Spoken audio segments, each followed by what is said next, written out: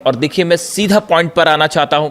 Saudi अरब, तुर्की और पाकिस्तान के बीच जो डिफेंस डील हुई है, नेटो स्टाइल में जो डील साइन की गई है, जिसकी शर्त यह है कि एक देश पर हमला दूसरे देशों पर हमला माना जाएगा, यानी सऊदी पर हमला होता है वो तुर्की और पाकिस्तान पर भी हमला माना जाएगा, और इसी तरह किसी भी देश पर हमला होता है तो वो बाकी दोनों देशों पर भी हमला माना जाएगा। इस डिफेंस डील के साइन होने के बाद, जिसका नाम मेक्का जॉइंट डिटरेंस एग्रीमेंट रखा गया है, जो एर्दोगन, मोहम्मद बिन सलमान और शहबाज शरीफ के बीच में हुआ, इस एग्रीमेंट के बाद मेरे पास कम से कम 1000 लोगों के ये कमेंट्स आ चुके हैं वीडियोस पे अलग अलग कि आप इसको किस तरह से देख रहे हैं। इस पूरे जो नया ये एक संगठन बन रहा है, ये जो डील हुई है, इसके पीछे का मकसद क्या है और इसकी इनसाइड स्टोरी क्या है। मैं इसीलिए इस पर ये वीडियो बना रहा हूं क्योंकि बहुत सारे लोग ये सवाल कर रहे हैं कि आप इसको कैसा देख रहे हैं। सबसे पहले मैं शुरुआत ये करना चाह रहा हूं कि इसको लेकर ईरान की तरफ से क्या प्रतिक्रिया आई है, ईरान ने सऊदी को क्या जवाब दिया है इस नेटो, जो मुस्लिम नेटो कहा जा रहा है सो कॉल्ड। देखिए पहली बात तो मेरी व्यक्तिगत राय अगर आप जाने, ईरान को किसी भी ऐसे संगठन में शामिल किए बिना वो संगठन कभी सक्सेसफुल नहीं हो सकता। इस बात को आप नोट करके रखिए। मिडिल ईस्ट का किंग अब ईरान है, मिडिल ईस्ट का बॉस अब ईरान है, इस बात को नोट करके रख लीजिएगा। आगे बढ़ते हैं, ईरान ने क्या जवाब दिया है। Iran has reacted sharply to the new Saudi Arabia Turkey Pakistan mutual defence pact, warning Riyadh that a paper agreement with Turkey and Pakistan will not guarantee its security. Iran ने सीधा सीधा चेतावनी दे दी है सऊदी अरेबिया को और ये कहा है कि अगर कोई पेपर डील आपने साइन कर ली पाकिस्तान या तुर्की के साथ मिलकर, तो ये इस बात की कोई गारंटी नहीं है कि आप सुरक्षित रहोगे। सीधी चेतावनी आई है ईरान की सऊदी अरेबिया के लिए कि पेपर साइन करने से कोई देश सुरक्षित नहीं हो जाता। The landmark deals states that an attack against one country will be regarded as an attack against all three. The warning comes amid escalating Iran-US tension and reports that the Tehran threatened to retaliate against Gulf countries' energy infrastructure if Iranian power plants were attacked. Iran ने एक बार फिर साफ कर दिया है कि अगर Iran के पावर प्लांट्स पर हमले होते हैं तो पूरे अरब देशों के पावर प्लांट तबाह कर दिए जाएंगे, एक भी पावर प्लांट नहीं बनेगा। यानी ईरान ने ये जो नया पैक्ट हुआ है सऊदी, तुर्की और पाकिस्तान के बीच में, इसको लेकर ईरान ने बड़ा एग्रेसिव कमेंट दिया है और ये कहा है कि ये असल में, देखिए इसके पीछे बड़ी साजिश है। मैं आपको समझाता हूं, लेकिन पहले ईरान का पक्ष रखना ज़रूरी है कि ईरान इसमें क्या चाह रहा है। देखिए इसमें ईरान की तरफ से 2-3 बातें साफ कर दी गई। पहली बात, सऊदी को सीधी चेतावनी दी गई है। ये काफ़ी समय बाद हुआ है ऐसा जब ईरान ने सीधा सीधा सऊदी को वार्निंग दी है। देखिए अब तक क्या हो रहा था कि ईरान जो है वो अरब देशों को वार्निंग दे रहा था कि अगर हमला होगा तो आपके इंफ्रास्ट्रक्चर पर हमला होगा, या जॉर्डन, बहरीन या जो है वो कुवैत पर हमले होंगे। लेकिन ये काफ़ी दिनों बाद, आप देखिए पहला मौका है जब ईरान ने सीधा सऊदी को चैलेंज किया है, सऊदी को वार्निंग दी। जिसके बाद ये भी सवाल उठने लगे हैं कि क्या अब आगे ये जंग का रूप धीरे से अमेरिका पीछे हो जाएगा और ये सऊदी वर्सेस ईरान तो नहीं होने जा रहा। खैर अभी इसका कुछ कह नहीं सकते इसको लेकर, लेकिन फिलहाल जो है बात की, ये ईरान का पॉइंट ऑफ व्यू था। अब आप देखिए कुछ चीज़ें बड़ी गौर करिए। डोनाल्ड ट्रंप ने हाल ही में एर्दोगन से मुलाकात की थी तुर्की में। दोनों के बीच में काफ़ी चर्चाएं होती हैं। मोहम्मद बिन सलमान की डोनाल्ड ट्रंप से जो है वो फ़ोन पर लंबी बातें होती हैं और शहबाज शरीफ और मुनीर से तो होती है।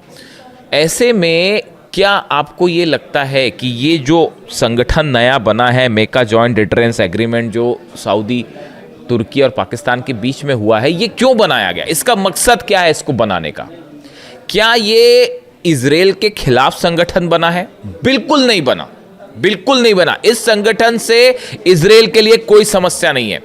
जब तक अमेरिका बैठा है, ये कोई जो संगठन बना है इजराइल के खिलाफ नहीं बना है। ये देखिए इसका ईरान को लेकर क्या रुख होगा और इसका अमेरिका को लेकर क्या रुख होगा। ये जो चीज़ें हैं, ये 2 सवाल ऐसे हैं जो बेहद अहम हैं।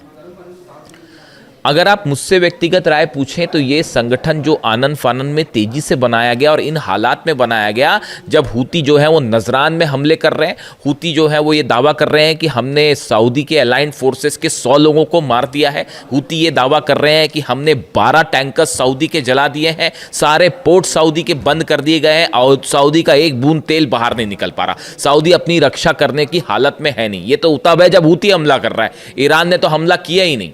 ईरान की मिसाइल जब सऊदी में गिर रही हैं तो इंटरसेप्टर्स खत्म हो चुके हैं। लगभग जो है बताया जा रहा है 70% इंटरसेप्टर्स जो है सऊदी के खत्म हो गए, अमेरिका वाली जो पेट्रियट मिसाइल्स थी। तो ऐसे में देखिए, पहली बात तो ये कि सऊदी को अपनी चिंता सता रही है। सऊदी ये बात समझ चुका है कि अमेरिका जो है वो रक्षा नहीं कर सकता। डोनाल्ड ट्रंप किसी भी अरब देश की रक्षा नहीं कर सकते। अब ये फैक्ट है, ये ट्रुथ है। अब इसको लेकर कोई कंफ्यूजन किसी को नहीं होना चाहिए। ये बात हम शुरू से कह रहे थे। ये बात 2 साल से मैं आपको बता रहा था कि अगर आप हमले करोगे ईरान के ऊपर तो अरब पर ऐसा हमला होगा और अमेरिका बचा नहीं पाएगा। 2 साल से हम आपको ये बात समझा रहे थे, लेकिन अल्टीमेटली देखिए वो बात सच साबित हुई ना। तो अब ये पूरा अरब देश समझ चुके हैं। जॉर्डन समझ गया, बहरीन समझ गया, कुवैत, और किसी को शक है तो देख लीजिए जाके इन देशों में बेसिस का क्या हाल है। जहां मर्जी होगी ईरान वहां मिसाइल मारेगा और आप नहीं रोक पाओगे। बात नंबर 1। तो सऊदी को अपनी सिक्योरिटी की चिंता है कि भाई अमेरिका तो कर नहीं सकता तो कोई दूसरी चीज़ से सिक्योरिटी की जाए। तो इसलिए ये एक पैक्ट साइन किया गया है कि किसी तरह से जो है दूसरे देशों से जो है मदद मिलेगी, हथियारों की मदद मिलेगी, संभवतः ऐसा सोचता होगा सऊदी। दूसरी, जब अमेरिका के पास ही हथियार कम पड़ रहे हैं, देख ही रही है आप, खबर देख ही रहे हैं, डोनाल्ड ट्रंप फंस गए और कितना हैसियत से उनकी लड़ाई हो गई, अपने रक्षा मंत्री से ही सब कुछ चल गया वो। तो जब उसके पास हथियार नहीं बचे तो इनको क्या हथियार देंगे वो समझिए बात। तो सऊदी को पहले अपनी सुरक्षा की चिंता, बात नंबर 1। बात नंबर 2, सऊदी को ये भी लगता है कि ऐसा पैक्ट हो जाएगा तो कल को ईरान के ऊपर दबाव बनाना है या हूती पर दबाव बनाना है या कोई ऐसी सिचुएशन खड़ी हो जाए जिसमें वॉर हो जाए मिडिल ईस्ट में बड़ा, तो उस समय तुर्की और पाकिस्तान और दूसरे देश जो इसमें शामिल हो जाएं, और भी शामिल हो जाएंगे शायद, वो दबाव बनाने के काम आएंगे। कम से कम एक सपोर्ट तो देंगे, सऊदी को बचाने की कोशिश तो करेंगे, बायलैटरल टॉक करके और किसी तरह से बातचीत, हस्तक्षेप करके ईरान को रोकेंगे तो कल को ईरान ने हमला कर दिया। तो ये बात नंबर 2। लेकिन जो तीसरा पॉइंट है ये बेहद अहम है, इसको ध्यान से समझिए। तुर्की जो है वो नेटो का सदस्य है, सऊदी नहीं है, पाकिस्तान नहीं है। सऊदी जो है वो नेटो का सदस्य नहीं है, लेकिन तुर्की जो है वो नेटो का सदस्य है। और नेटो क्या कहता है? नेटो का नियम ये कहता है कि एक देश पर अगर हमला होता है तो वो सब पर हमला माना जाएगा। अगर कोई देश जंग में कूदता है और उस पर स्ट्राइक हो रहे हैं तो वो सबके खिलाफ जंग मानी जाएगी। इसी वजह से आप देखिए यूक्रेन जो अब तक सामना कर पा रहा है रूस का, ये क्या यूक्रेन वर्सेस पुतिन जंग हो रही है? ये रूस वर्सेस नेटो की जंग है। अमेरिका हथियार दे रहा है, नेटो के जितने देश हैं, जर्मनी, इटली, ये सब के सब हथियार दे रहे हैं साहब। इसीलिए जेलेंस्की अब तक जंग कर पा रहे हैं, वरना यूक्रेन तो कब का ये जंग हार चुका था। तो ये नेटो वर्सेस रूस की जंग है। तो आपने क्या किया कि तुर्की नेटो का सदस्य है, तुर्की के खिलाफ जंग मतलब नेटो के खिलाफ जंग मानी जाएगी। अब तुर्की का पैक्ट हो जाता है, सऊदी से करवा दिया जाता है, यानी सऊदी पर हमला माना जाएगा तुर्की पर हमला, और तुर्की पर हमला माना जाएगा नेटो पर हमला। यानी ये एक रास्ता बनाया गया है कि कल को सऊदी को बचाने के लिए नेटो आए तो वो अपनी फोर्सेस भेज सके, अपने एयरप्लेन भेज सके, अपने डिफेंस सिस्टम भेज सके, अपनी मिसाइलें भेज सके। समझ रहे हैं आप इस बात को?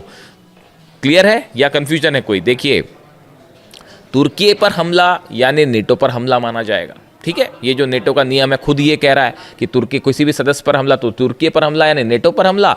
और अब ये डील होने के बाद, ये मेका जॉइंट डिटरेंस एग्रीमेंट के बाद, सऊदी पर हमला यानी तुर्की पर हमला माना जाएगा, और तुर्की पर हमला यानी नेटो पर हमला, तो फिर नेटो भी सऊदी की मदद कर सकता है तुर्की के जरिए खास तौर पर। यानी एक देखिए, मिडिल ईस्ट में हकीकत क्या है? हकीकत ये है कि अमेरिका और इजराइल का तो खैर ईरान से अब कोई मुकाबला ही नहीं है। ईरान जब चाहे वो इजराइल को घुटनों पे ला देगा, जब चाहे तब। अकेले जंग करने की हिम्मत ही नहीं। आप दुनिया के किसी डिफेंस एक्सपर्ट से जाके पूछ लो, क्या इजराइल ईरान के साथ अकेले जंग कर सकता है? बिल्कुल नहीं कर सकता। नेतन्याहू, इजराइल, मोसाद, सब ये जंग हार चुके हैं। ये मैं डंक की चोट पे कहने को तैयार हूं और मुझे किसी ये कहने में कोई हर्ज नहीं है। कौन सा डिफेंस एक्सपर्ट आप ले आए, क्या कर पाए इजराइल के जेट्स, बताइए। और अगर अकेले लड़ ले तो उसके बाद तो वो हाल होगा जो जॉर्डन, कुवैत और बहरीन का हुआ। इतना ठोकेगा ईरान। और अभी तो वो सब हथियारों का जिक्र ही नहीं हो रहा है जो चाइना, रशिया ने भेजे, और उनकी जो नई टेक्नोलॉजीज है उसके बारे में तो अभी बात ही नहीं है। बड़े सारे हथियार तो अभी यूज भी नहीं किए गए। खैर, तो अब जो है अमेरिका अकेले मुकाबला नहीं कर सकता ईरान का, ये बात साबित हो चुकी। शुरू में ये सोच के चल रहे थे कि बस 48 घंटे में निपटा देंगे हम ईरान को, आज 5 महीना हो गया, खत्म हो गया। आगे देखिए कैसी हार्मूज में कैसी हालात है, गिड़गिड़ा रहे हैं डील के लिए। लिटरली गिड़गिड़ाना शब्द होता है ना, देखिए मैं ज़्यादा चीखना चिल्लाना करता नहीं, तो मैं प्रेम से ही बात करता हूँ। तो ऐसा है कि वो जो गिड़गिड़ाना शब्द होता है ना, जो गिड़गिड़ाना, वो वाली हालत है अमेरिका की हॉर्मूज में। और ईरान ने कह दिया साहब देखो आपसे तो हम कोई बात ही नहीं कर रहे, हमको खोलना होगा हॉर्मूज तो खोलेंगे, नहीं खोलना होगा तो नहीं खोलेंगे। और पहली वाली सिचुएशन तो आप एक्सपेक्ट मत करो कि पहली वाली सिचुएशन में हॉर्मूज चला जाएगा, है ना। तो अब ये दुनिया, ये मिडिल ईस्ट की एक डेट थी 28 फरवरी, जिस दिन आपने अली खामेनी साहब को शहीद किया था, उसके बाद से अब मिडिल ईस्ट का इतिहास बदल गया and Iran is the boss. इस बात को गांठ बांध लीजिए आप। मिडिल ईस्ट में कोई भी मुस्लिम नेटो शब्द का इस्तेमाल हो रहा है इस शब्द के लिए, इस ऑर्गेनाइजेशन के लिए। मुस्लिम नेटो शब्द में, इस शब्द में ये शब्द तब सार्थक हो पाएगा जब ईरान की सेना इसमें शामिल होगी। मिडिल ईस्ट का कौन सा देश ईरान का मुकाबला कर सकता है, आप मेरे को बताओ। एक मेरे को मुस्लिम देश का नाम बता दो यहां पर जो ईरान का मुकाबला कर सकता है। बताओ, आप बताओ मेरे को, कमेंट करके बताओ, मैं कमेंट देता हूं आपको। कमेंट करके बताइए कौन सी देश, कल को सऊदी और ईरान की जंग हुई, 48 घंटे में क्या हाल होगा सऊदी का अंदाज लगा लीजिए आप। बताइए कोई अरब देश मुकाबला कर सकता है? अरे अमेरिका मुकाबला नहीं कर सका, मिल के वो उसने 12 देशों पे जो है ठोक रखा ईरान ने। तो पूरा अरब और अमेरिका मिलके, इजराइल मिलके 5 महीने में क्या कर पाए आप ईरान का? तो सऊदी अकेला क्या कर लेगा साहब? इसीलिए ये पैक्ट हो रहा है और ये एक बहुत ही बड़ा प्लॉट है। ये कुछ लोगों का कहना है कि इससे इजराइल घबराएगा। अरे डोनाल्ड ट्रंप हमला करने देगा इनको, जो एर्दोगान से हाथ मिलाते फिर रहे हैं, सलमान से लगातार बात कर रहे हैं, पाकिस्तान से लगातार बात, वो इजराइल पर हमला करने देंगे इस संगठन को? बिल्कुल नहीं। हमेशा देखिए इजराइल की आलोचना की है, जो मुस्लिम कंट्रीज़ का जो ऑर्गेनाइजेशन है उनकी तरफ से और ये मुस्लिम देशों की तरफ से हमेशा सिर्फ इजराइल की आलोचना हुई है। फिलिस्तीन में इतने हज़ारों लोग मारे गए, हज़ारों बच्चे मारे गए, उनकी सिर्फ आलोचना हुई है। वेस्ट बैंक पर लगातार ऑपरेशन जारी है इजराइल का, लेबनान पर लगातार हमले जारी हैं, सीरिया पर ऑपरेशन जारी है, गजा में क्या हो रहा है आप देख ही रहे हो। हीनियस क्राइम है, वॉर क्राइम्स हो रहे हैं गजा में। मुस्लिम देशों की तरफ से सिर्फ आलोचना हो रही है। हिम्मत करने वाला सिर्फ एक देश रहा जो मिसाइल मार रहा है, वो ईरान मार रहा है। भूलना मत इस बात को। अली खामेनी साहब ने हमेशा कहा जब ज़रूरत पड़ेगी हम युद्ध के लिए भी तैयार हो जाएंगे। लेबनान के लिए भी वो जंग के लिए तैयार हो गए, गजा के लिए भी जंग के लिए तैयार हो गए। इसीलिए खामेनी साहब थे। अब ये जब मैं मीटिंग्स देखता हूँ ना ऐसी, मतलब टू बी वेरी फ्रैंक भाई, देखो मेरे को जो लगता है मैं अपनी राय बता रहा हूँ, आपको ठीक लगता हो तो स्वीकार करिए, वरना आपकी आलोचना का भी स्वागत है। चूँकि ये पब्लिक प्लेटफॉर्म है इसलिए मैं आपकी आलोचना का भी स्वागत करता हूँ। देखिए मैं बिल्कुल ऐसा नहीं चाहूँगा कि कोई मेरी आलोचना करे तो मैं उसको स्वीकार नहीं करूँ, बल्कि हमको दूसरों के विचारों को हमेशा स्वीकार करना चाहिए। अच्छे शब्दों में, साफ सुथरे शब्दों में अगर कोई आलोचना कर रहा है तो उसका बिल्कुल स्वागत है साहब। ये डेमोक्रेसी यही है, ओपन जो विचारधारा है वो यही कहती है कि आप मेरी आलोचना करेंगे मैं बिल्कुल स्वीकार करूँगा। जब ऐसे डील्स में होते देखता हूँ ना, तमाम जो नेता इस पूरी जंग में इन्वॉल्व हैं, चाहे अरब देशों के हो, चाहे अमेरिका हो, इजराइल हो, इन सबको देखने के बाद देखिए ऐसा लगता है कोई भी कदम होता है उसमें किसी तरह की साजिश नज़र आने लगती है।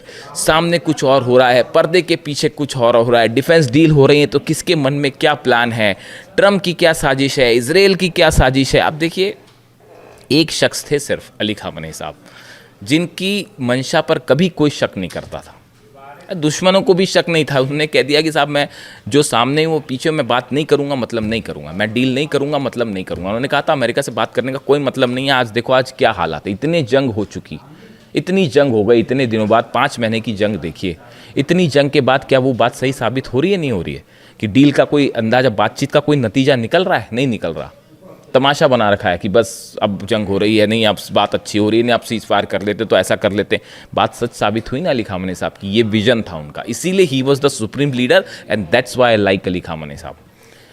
इसीलिए मैं उनकी तारीफ करता हूँ, उन्हें पसंद करता हूँ कि उनका विजन देखिए कितनी क्लैरिटी के साथ। उनको पता था कौन दुश्मन है, कौन दोस्त है, कौन क्या। इसीलिए उन्होंने कहा था सऊदी को लेकर, वो हमेशा ये चाहते थे कि शिया और सुन्नी के बीच में ये जो एक तनाव वाली स्थिति है ये हमेशा दूर हो जाए। और हर अरब देश को ये समझना चाहिए कि असली दुश्मन कौन है, ये बात वो हमेशा समझाते रहे।